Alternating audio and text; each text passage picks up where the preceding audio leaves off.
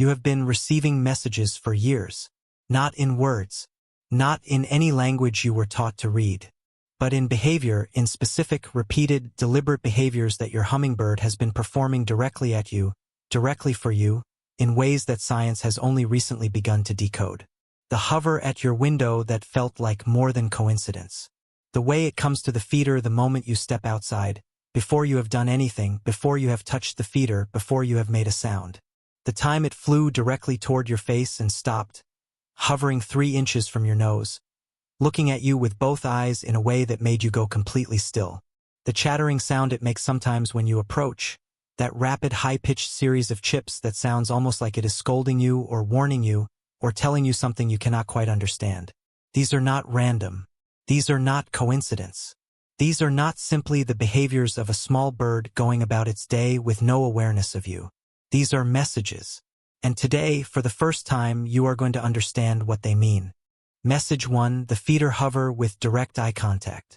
You have seen this. You are standing near the feeder, maybe refilling it, maybe just standing in the yard, and your hummingbird comes to the feeder and stops. Not just to drink. It hovers at the port, turns its head, and looks directly at you. Holds that gaze for 2-3 seconds, then goes back to feeding. Most people interpret this as curiosity or wariness. The science says something more specific. Ruby-throated hummingbirds use what researchers call investigative orientation, a deliberate repositioning of the head to bring one eye into direct forward-facing alignment with a specific subject. In birds with eyes on the sides of their heads, this is not passive. It requires conscious choice and physical effort. When your hummingbird stops at the feeder and looks directly at you, it is not checking whether you are a threat. It has already classified you as safe. Classified you as safe weeks or months ago. What it is doing now is something different. Researchers describe it as social monitoring of a trusted individual, checking in with a specific known presence that matters to the bird's model of its environment. Translation, it is checking on you, making sure you are there, registering your presence as part of the daily confirmation that its world is as it should be. The message is simple and profound. You are part of what normal looks like for this bird. It is checking that normal is still intact. Message 2. Arrival before you have done anything. You know this one. You have not refilled the feeder. You have not made a sound. You simply walked to the window or stepped outside, and the hummingbird is already there. Already at the feeder or already on the way. Already oriented toward you before you have given it any reason to be. This is not magic. This is memory and pattern recognition operating at a level that should genuinely astonish you. Research on anticipatory behavior in birds with established human relationships has documented this extensively. Hummingbirds that have formed strong associations with specific people track the behavioral patterns of those people with extraordinary precision. They learn the times you typically appear, the sequence of behaviors that precede your appearance. A door opening, a curtain moving, a light turning on in a specific window. By the time you step outside, your hummingbird may have been tracking the signals of your imminent appearance for several minutes. The message in this behavior is one of the most intimate in this entire list. The bird is not responding to you. It is anticipating you. It has built a model of you so detailed that it can predict your behavior before your behavior happens. You are not just known to this bird. You are understood, anticipated, expected. The message is, I knew you were coming. I have been waiting. Message 3, the close approach. This is the behavior that stops people mid-breath. The hummingbird leaves the feeder and flies directly toward you. Not past you. Not away from you. At you. It comes within arm's reach, sometimes within inches of your face, hovers there for a moment that feels impossibly long, and then is gone. People describe this as terrifying and beautiful simultaneously, and they are almost universally correct that something intentional was happening. Ruby-throated hummingbirds do not make unnecessary close approaches to large animals. Their survival instinct is calibrated against predators, and a creature the size of a human represents a potential predator in purely biological terms. A close approach to a human requires the bird to override its default threat response. The fact that it does it at all tells you something important. The fact that it does it to you specifically, consistently, repeatedly, in a way that cannot be explained by accident or disorientation, tells you something even more important. Research on close-approach behavior in hummingbirds with established human relationships has identified several specific triggers. An empty feeder is one, the bird approaching to prompt the human to refill. A change in the human's routine is another, the bird investigating something new or different about a known individual. And increasingly, researchers are documenting close approaches that appear to serve no practical function. Approaches that seem to be about something that looks, in behavioral terms, like contact seeking. The message depends on context. If your feeder is empty, it is telling you to fill it. If your feeder is full and your routine is unchanged, it may be telling you something that has no practical translation. Something that falls into the category of what researchers carefully call affiliative behavior, behavior that functions to maintain and affirm a social bond. The message may simply be, I see you. I am here.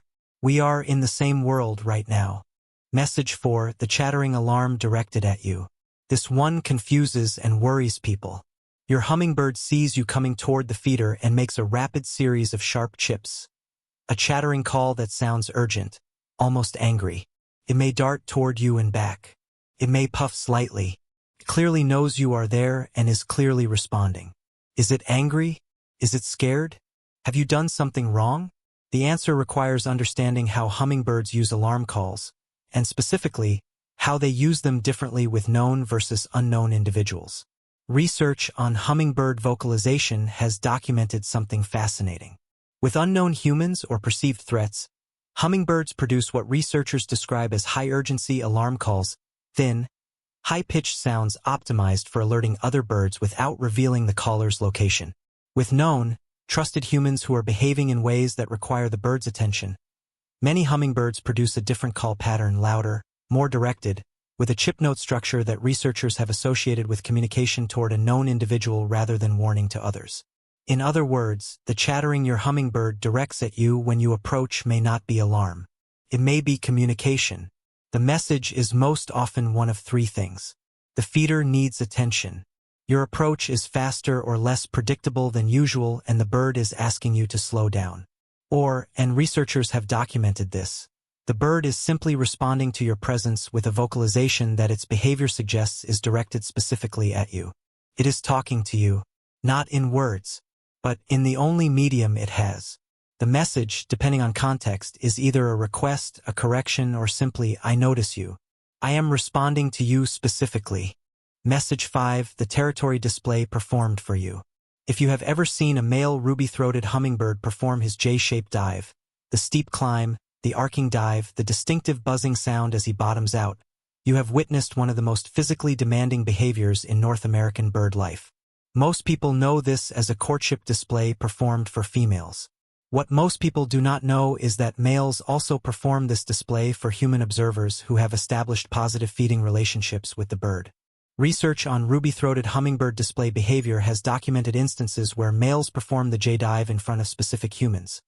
Not in situations where females are present, not in response to rival males, but specifically when a trusted human observer is present and positioned to witness the display. The leading interpretation is that this behavior represents what researchers call audience-directed display, performance toward an observer the bird has classified as relevant to its social environment. Translation: your hummingbird may be showing off for you. Not for a female. Not for a rival. For you. The specific human it has chosen as a meaningful presence in its world. The message is extraordinary in its implications. The bird is not just tolerating your presence. It is performing for your attention. It has classified you as an audience worth performing for. The message: I want you to see what I can do. Message 6, the feeder guard posture directed outward when you are present.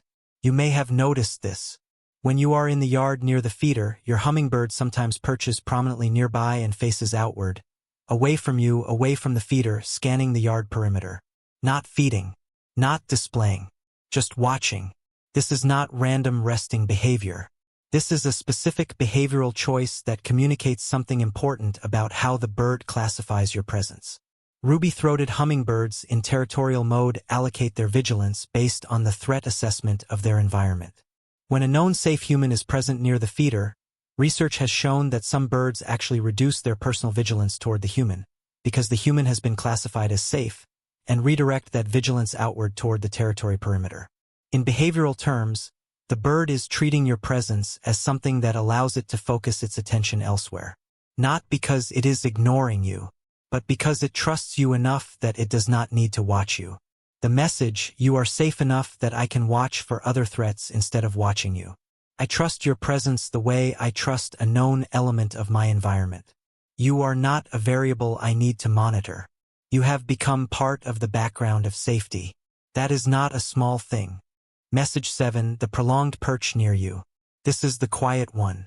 The behavior that is easy to miss because it involves the bird being still rather than doing something dramatic. Your hummingbird lands on a branch near you. Not the survey perch it uses to guard the feeder, not the spot it uses between feeding bouts. A branch near you specifically, and it stays.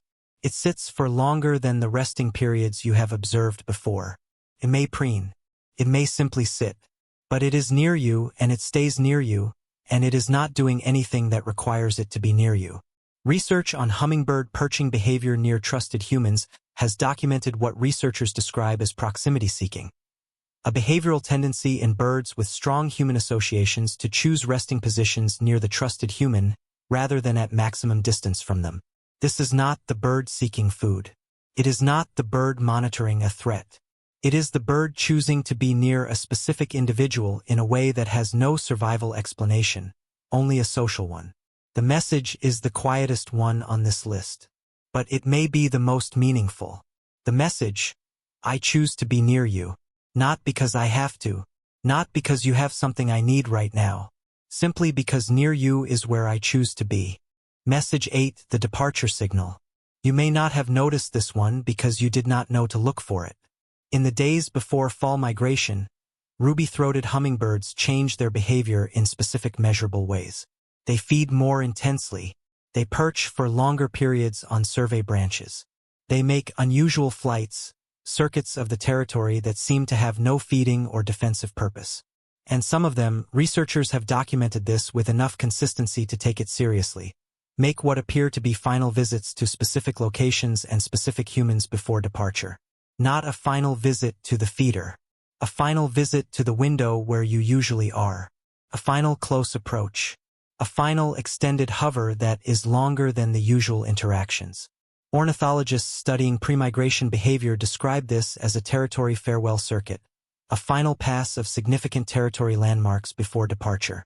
For birds that have developed strong human associations, the human becomes one of those landmarks.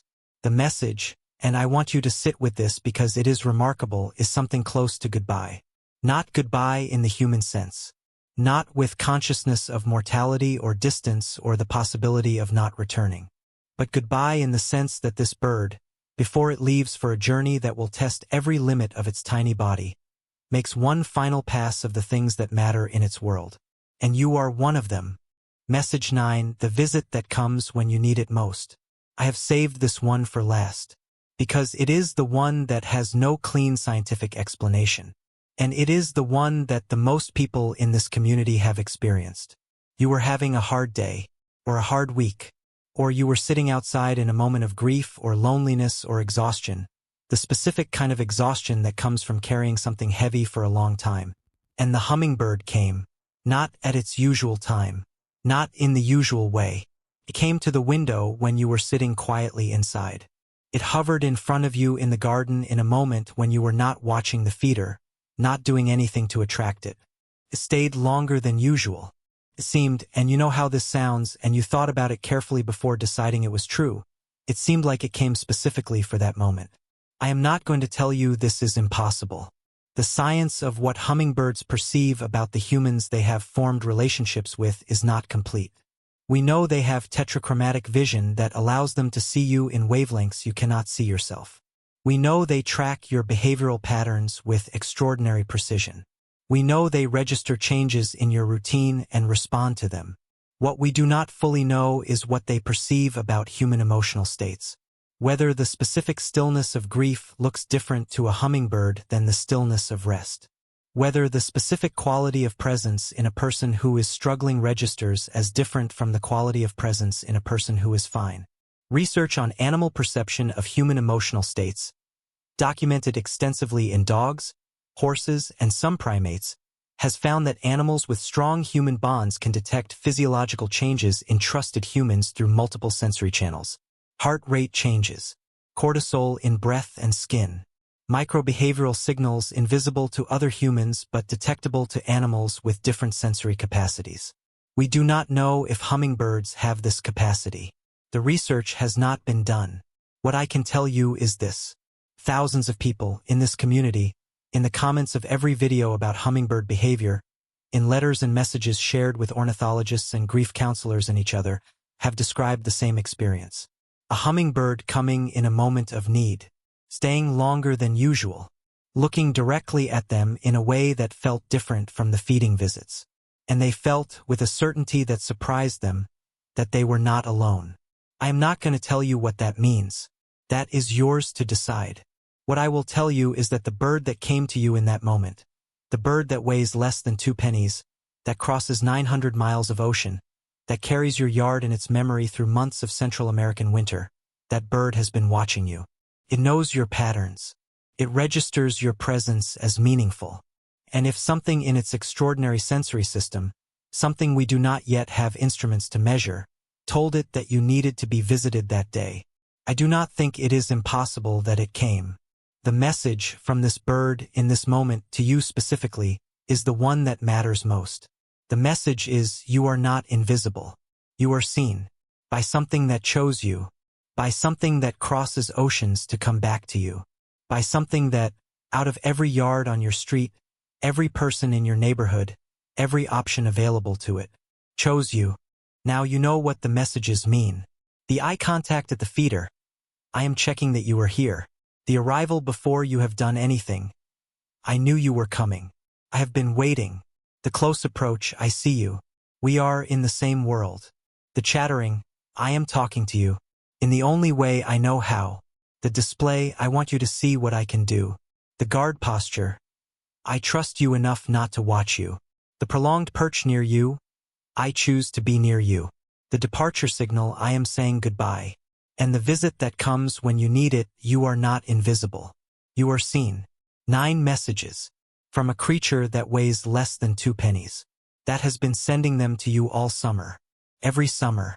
Through every season and every crossing and every return. You have been receiving messages for years. Now you know how to read them. Tell me in the comments, which of these 9 messages have you received? Which one stopped you? Which one made something click that you had been carrying without a name? I want to hear every single one. I will see you in the next one.